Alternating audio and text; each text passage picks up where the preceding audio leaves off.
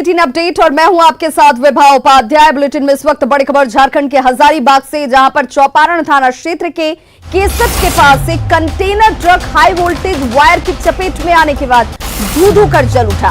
इस दौरान करंट लगने से ड्राइवर की भी मौत हो गई है। गणपति पेट्रोल पंप के पीछे ये घटना हुई है। कंटेनर में आग लगने के बाद लोगों ने पुलिस और फायर ब्रिगेड की टीम को जानकारी दी, जिसके बाद दमकल की टीम ने आग पर काबू पाया। लोगों के मुताबिक ट्रक में बाइक लदा हुआ था और इस अगलगी में कई बाइक जल चुकी हैं। आशंका ये जाहिर की जा रही है कि पार्क करते समय ट्रक तार से सटा और उसके बाद ये हादसा हुआ है, जिसमें ये कंटेनर जो है वो पूरी तरह से जल गया। एक्सक्लूसिव तस्वीरें आपके टीवी स्क्रीन पर। फिलहाल मृत ट्रक ड्राइवर की पहचान नहीं हो पाई है। वहीं गाड़ी कहां से कहां जा रही थी, इसके बारे में भी पुलिस अपनी तहकीकात में जुटी है। तो तस्वीरें आपके सामने है। इस कंटेनर में जो कि बाइक लदी हुई थी बताया जा रहा है, और हाई टेंशन वायर की चपेट में आने के बाद अचानक से इसमें आग लगी। ट्रक ड्राइवर और खलासी की इसमें मौत हो चुकी है। स्थानीय लोगों ने इस बाबत पुलिस को और फायर ब्रिगेड की टीम को जानकारी दी, जिसके बाद इस पर काबू पाया जा सका। बड़ी खबर रांची से, जहां शिक्षा मंत्री जगन्नाथ महतो कोरोना पॉजिटिव पाए गए हैं। कोरोना संक्रमण की पुष्टि होने के बाद उन्हें रिम्स में भर्ती कराया गया है। डॉक्टरों की टीम उनके स्वास्थ्य की जांच में जुट गई है। इससे पहले बोकारो में उनकी तबियत बिगड़ी थी। उन्हें सर्दी जुकाम के साथ सांस लेने में तकलीफ और बदन दर्द की शिकायत थी। भंडरादी स्थित आवास में तबियत बिगड़ने के बाद उन्हें एम्बुलेंस से रांची लाया गया। जांच में कोरोना की पुष्टि होने के बाद उन्हें रिम्स में भर्ती कराया गया है। आपको बता दें कि शिक्षा मंत्री जगन्नाथ महतो कोरोना पॉजिटिव पाए जाने के बाद झारखंड सरकार के चौथे मंत्री हैं जो कि संक्रमित हुए हैं। इससे पहले मिथिलेश ठाकुर, बन्ना गुप्ता, बादल पत्रलेख भी कोरोना संक्रमित पाए गए थे।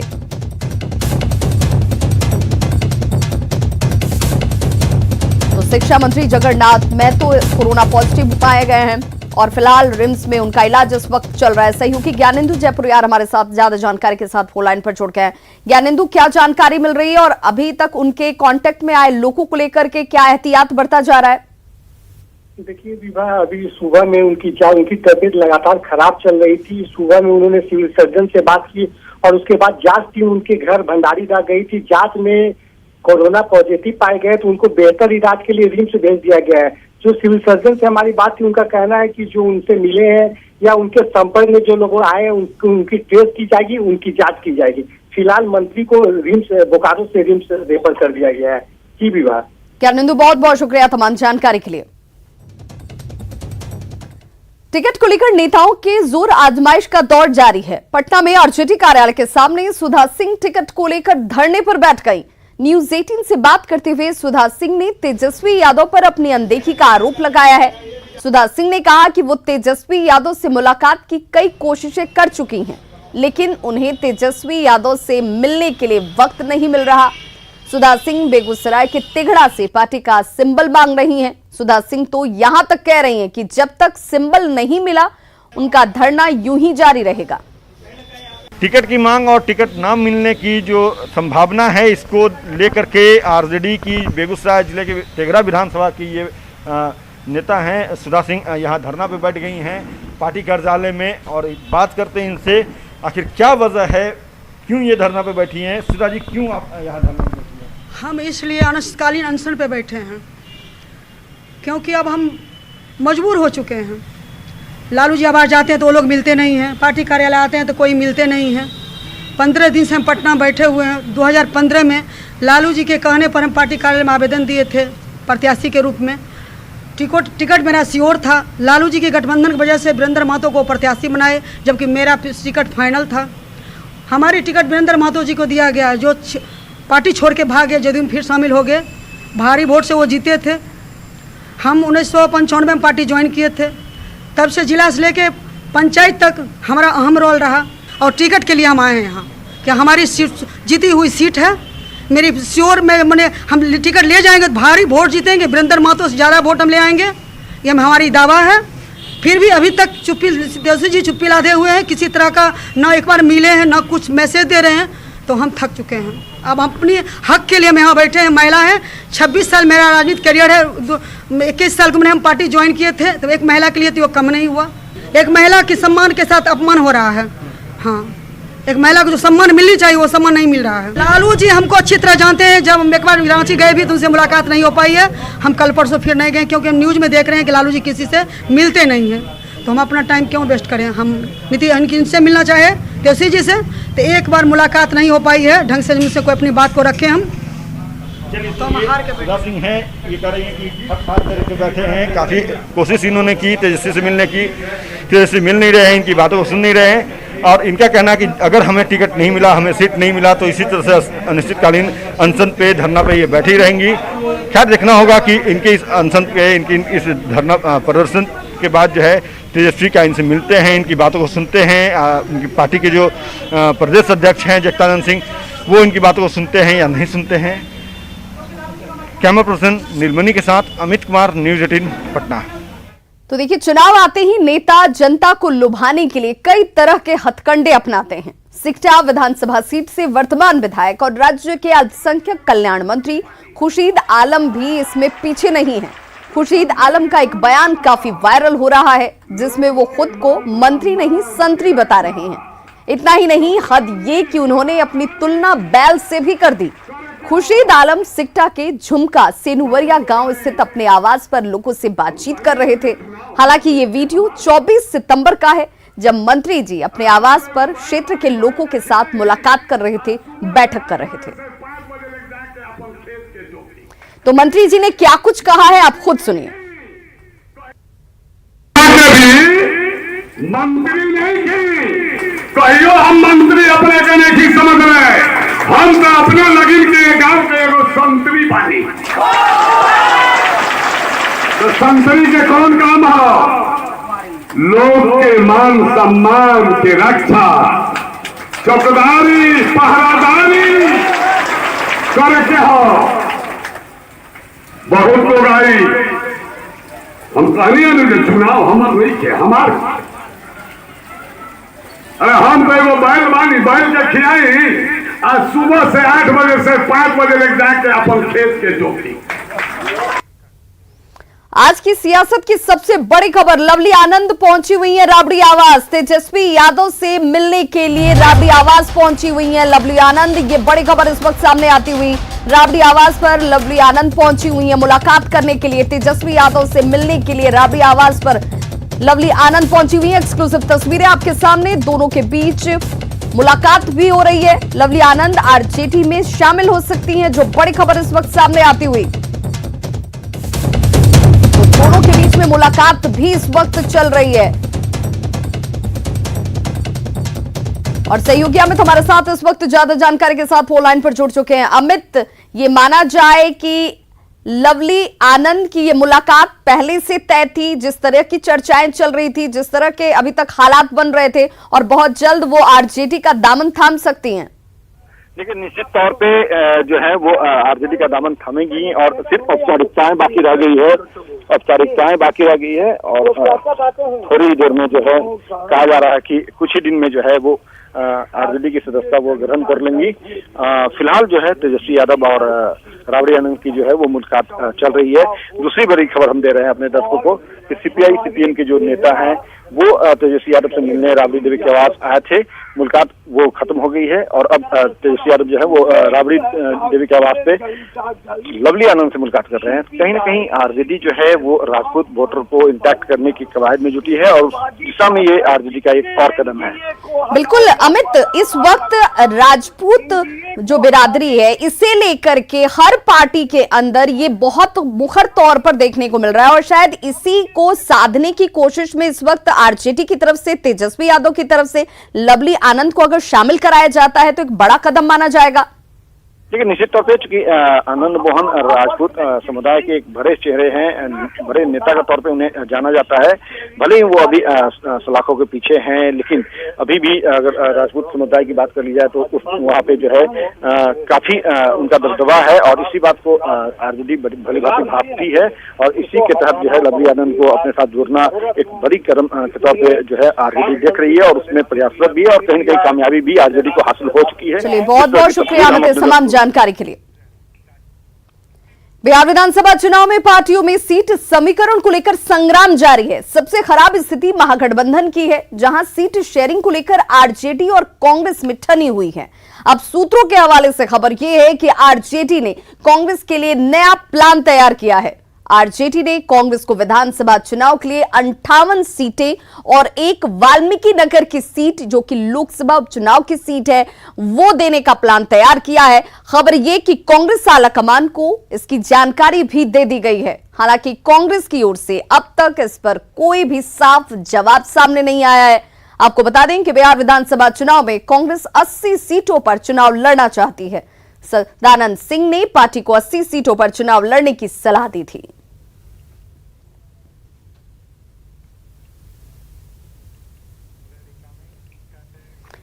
तो कांग्रेस को 58+1 के ऑफर पर आरजेडी नेता शक्ति सिंह यादव ने एक बड़ा बयान दिया है। शक्ति सिंह यादव ने कहा कि आरजेडी किसी कीमत पर कांग्रेस को खोना नहीं चाहती है।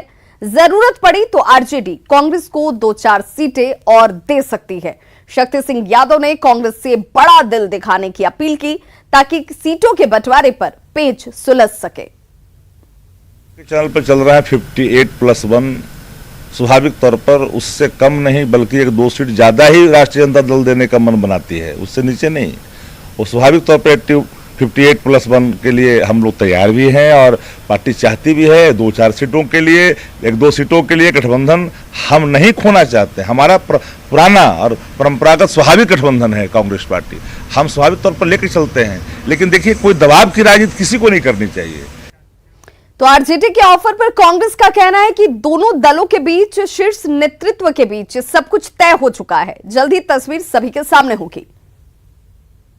विधानसभा क्षेत्रों में कितने सीट पे हम लड़ेंगे, कितने सीट पे आरजेडी लड़ेंगे या बाकी जो हमारे वामपंथी के साथी हैं और दल हैं, कितनों सीटों पे लड़ेंगे, तो अंदर में न लगता है कि हमारे तमाम शीर्ष नेतृत्व तय कर चुके हैं। अति शीघ्र 2-4 दिनों में इसका निर्णय होगा और आप लोगों के पास इस बात को रखी जाएगी। 58+1 आप लोग के माध्यम से हमको पता चल रहा है, तो कांग्रेस जैसे पार्टी को इस तरह नीचा दिखा के 58+1 ले लो, नहीं तो जाओ। तो कांग्रेस भी कहा है कि 243 सीट पर हम लड़ेंगे। इनके नेतृत्व को जब मानेंगे जब हमको सीट मन मुताबिक हमको मिलेगा। ये लोग का महागठबंधन जो है बिखर चुका है। आदरणीय उपेंद्र कुशवाहा जी अलग हो गए, जीतन राम मांझी जी अलग हो गए, तो निश्चित तौर पर आने वाला समय और विस्फोटक होगा। चुनावी सीजन में वादों के बहाने वोटरों को लुभाने की कोशिश जारी है। तेजस्वी यादव ने रोजगार के नाम पर इस वक्त जनता को अपनी तरफ से लाने की कोशिश की है। उन्होंने कहा है कि राज्य में हमारी सरकार बनी तो पहली ही कैबिनेट का पहला फैसला राज्य के 10 लाख युवाओं को रोजगार देने का होगा। इसके लिए उन्होंने खाका भी लोगों के सामने रखा है। हालांकि तेजस्वी के सियासी वादे पर पलटवार की शुरुआत भी हो चुकी है। मैं बिहार के नौजवानों, युवाओं से ये कहना चाहता हूं कि राष्ट्रीय जनता दल को मौका मिलेगा, जब सरकार बनेगी तो पहला कैबिनेट मीटिंग जो होगा, पहला जो कैबिनेट मीटिंग होगा, पहले दस्तखत से लगभग 10 लाख नौकरियां निकाली जाएंगी। 10 लाख नौकरियां निकाली जाएंगी और ये वादा नहीं है, मजबूत इरादा है। अब वायदों के जरिए बिहार को रिझाना इतना आसान नहीं है। लोग ये जरूर जानना चाहेंगे कि 10 लाख नौकरियों का वायदा जिस दिन आपकी पहली कैबिनेट होगी, आप लाएंगे कहां से? आपके 15 वर्षों का शासन 90 से 2005 और उस दौर को बिहार की जनता भूल नहीं सकती है। तेजस्वी ये बताएं कि किस एकेडमिक बैकग्राउंड, किस एक्सपीरियंस और किस विजन की बुनियाद पर ये कह रहे हैं कि 10 लाख लोगों को नौकरियां देंगे। शिगुफा छोड़ के और प्रोपेगेंडा करके आरजेडी अपनी राजनीति बचाना चाहती है। बिहार के युवा, बिहार की जनता आरजेडी के पुराने इतिहास को कभी नहीं दोहराएंगी, जब 15 सालों में 4 बार भी ठीक से बीपीएससी का एग्जाम नहीं हुआ था। ये स्वागत योग्य कदम है। आपको जानकारी है कि लाखों रिक्तियां बिहार सरकार में पड़ी हुई हैं। 2,12,000 प्राइमरी शिक्षकों की नियुक्ति रिक्त पद पड़े हुए हैं, 12,000 सेकेंडरी शिक्षकों के पड़े हुए हैं, उसी तरह से 18,000 +2 के पड़े हुए हैं। इसके अलावा सिपाहियों का पद है, इसके अलावा डॉक्टर्स का पद है, कई पद खाली हैं। इनको भरना चाहिए, जो नीतीश कुमार जी ने आज तक नहीं भरा है। माननीय तेजस्वी प्रसाद यादव जी महागठबंधन के अपने सहयोगी को नहीं संभाल पा रहे हैं, तो बिहार की 12 करोड़ जनता को क्या खाक संभाल पाएंगे? बिहार के नौजवान सब समझते हैं ये चुनावी लॉलीपॉप है। रांची में कृषि नीति के खिलाफ में उतरी कांग्रेस ने बीजेपी पर निशाना साधा है और किसान हित की अनदेखी का आरोप लगाया है। वहीं बीजेपी ने किसानों की अब तक की बदहाल स्थिति को लेकर कांग्रेस पर पलटवार किया और नई कृषि नीति को किसान हित में बताया है। पार्टी को इस पर कृषि मामलों पर गंभीरता से सोचनी चाहिए और बताना चाहिए कि एमएसपी का सपोर्ट क्यों लोगों ने हटाया है, क्या पूंजीपतियों को साथ देने के लिए हटाया है और पूंजीपतियों को साथ देने के लिए किसानों का हाथ काटने का काम किया है। उसका जवाब भारतीय जनता पार्टी को देना पड़ेगा। 62 करोड़ किसान देश के कांग्रेस पार्टी के साथ खड़े हैं, उसका जो नुकसान है भारतीय जनता पार्टी को भुगतना पड़ेगा। धरना देंगे, राज्यपाल से मिलेंगे, प्रदर्शन करेंगे। अब यह उनका राजनीतिक अधिकार है, लोकतांत्रिक अधिकार है, उनको करने पर कौन रोकेगा? किसी को भी करने पर रोक नहीं है। लेकिन कांग्रेस को यह बात समझना चाहिए कि भाई किसानों को 70 साल के में कांग्रेस ने राज किया, लेकिन सिर्फ ठगता रहा और मोदी जी के नेतृत्व में जब उन्हें फायदे पहुंचाए जा रहे हैं तो उसका विरोध क्यों कर रहे हो? ये तो जवाब उन्हें देना पड़ेगा। तो केंद्र सरकार की ओर से लाई गई कृषि नीति पर पूरे देश में जो नई कृषि नीति लाई गई उसमें पूरे देश में राजनीति गरमाई हुई है। गुमला के किसान इस मामले पर क्या सोचते हैं, इसे लेकर उनकी राय जानी गुमला संवाददाता सुशील कुमार सिंह ने। अभी हम मौजूद हैं गुमला के उस इलाके में जहां पर लोगों की जीविका पूरी तरह से खेती पर आश्रित होती है और यहाँ के लोग पूरी तरह से किसानी का कार्य करके जीवन चलते हैं। वैसे में हम उन किसानों के बीच में पहुंच चुके हैं जो किसान कहीं ना कहीं एक कृषि कार्य से ही अपनी जीविका चलाते हैं और उन लोगों से हम बात करना चाहेंगे। इनसे हम जानना चाहते हैं कि किसानों के इस बिल को लेकर क्या सोचते हैं और कितना फायदेमंद है। वर्तमान में जो कृषि बिल आया है उसका गुमला के किसान स्वागत करते हैं। पहला मर्तबा ऐसा हुआ है कि किसानों को लग रहा है कि सरकार उनकी चिंता कर रही है। इससे क्या होगा कि जो स्थानीय में औने पौने दाम में जो किसानों को अपना सामान बेचना पड़ता था, अब उनको खुला विकल्प है और वे दूसरे जगह में भी जहां उनको अच्छा दाम मिलेगा वहां बेच सकते हैं। हम इनका पूरा स्वागत करते हैं। क्या सोचते हैं आप, क्या फायदा होगा इसका? बहुत फायदा होगा, बहुत फायदा। किसान अपने माल को जहां अपना उचित मूल्य मिलेगा वहां जाके बेच सकते हैं। गुमला का माल दिल्ली में बेच सकते हैं। पहले क्या होता था? पहले नहीं होता, मजबूरी हो जाती थी। मजबूरी होती थी, आदमी औने पौने में बेचता था, बिचौलिए उसका फायदा उठाते थे। हाँ, लेकिन अब बिचौलिया फायदा नहीं उठा पाएंगे, किसान को डायरेक्ट सीधा उसका फायदा मिलेगा। मतलब कृषि बिल से फायदा होगा, बहुत फायदा होगा। तो लोग जो विरोध कर रहे हैं उनका क्या कहना चाहेंगे? वो अपना रोजी अपना राजनीतिक चमका रहे हैं और कुछ नहीं है, उससे कुछ फायदा नहीं है। किसान के पक्ष में नहीं बोल रहे हैं वो लोग अपना फायदा के लिए बोल रहे हैं। बिल ने कहीं ना कहीं लोगों को जहाँ राजनीति चमकाने का अवसर दे दिया, वही किसानों के चेहरे पर खुशी ला दी है। अब देखना होगा कि आने वाले समय इस बिल का इम्प्लीमेंट कैसे होता है, ताकि किसानों जो उम्मीद बना रखा है उसका फलाफल मिल सके। न्यूज 18 के लिए गुमला से सुशील कुमार। तो कृषि बिल को लेकर के कई तरह की अफवाह को फैलाया जा रहा है, जबकि हकीकत इससे बिल्कुल अलग है। आइए आपको कृषि बिल से जुड़े हुए झूठ और सच के बारे में बताते हैं। बताया जा रहा है कि कृषि राज्य सूची में है, लिहाजा केंद्र सरकार का कृषि बिल पूरी तरह से गैरकानूनी है, जबकि संविधान की 7वीं अनुसूची के मुताबिक केंद्र सरकार राष्ट्रीय हित में कृषि पर कानून बना सकते हैं। कृषि बिल का दूसरा झूठ ये है कि ये चंद पूंजीपतियों को लाभ पहुंचाने के लिए बनाया गया है, जबकि सच ये है कि बिल में किसानों की आय अधिकतम करने के समेत कई लाभकारी प्रावधान हैं।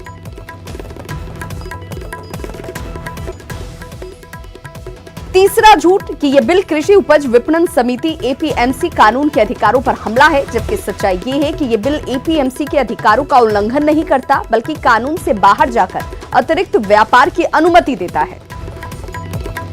एक और झूठ की बात करें तो बिल किसानों को कोई सुरक्षा नहीं देता, इसीलिए ये किसान विरोधी है, ये भ्रम फैलाया जा रहा है, जबकि सच्चाई ये है कि किसानों को एमएसपी की सुरक्षा मिलती रहेगी। साथ ही किसान उत्पाद बिक्री के लिए कंपनियों से समझौता कर पाएंगे। ये बिल किसानों को एमएसपी के जाल से निकालने की साजिश है, ये झूठ फैलाया जा रहा है, जबकि सच ये है कि कृषि बिल के बाद भी एमएसपी जारी रहेगा और अतिरिक्त व्यापार के अवसर की सुविधा उन्हें हासिल होगी। बड़ी खबर गया से, जहां पर नक्सलियों ने एक बार फिर से अपनी उपस्थिति दर्ज कराई है। बांके बाजार के परसाचुआ में आबखार गांव के बीच एक पुलिस ने 5 किलो के केन बम को बरामद किया है। चुनाव के दौरान नक्सली बड़ी घटना को अंजाम देने की फिराक में थे और इसी मकसद से इसे लगाया गया था, लेकिन सुरक्षा बलों ने समय रहते नक्सलियों के मंसूबे को नाकाम कर दिया। फिलहाल बम को सीआरपीएफ की टीम ने डिफ्यूज कर दिया है। तो खबरों का सिलसिला लगातार जारी है।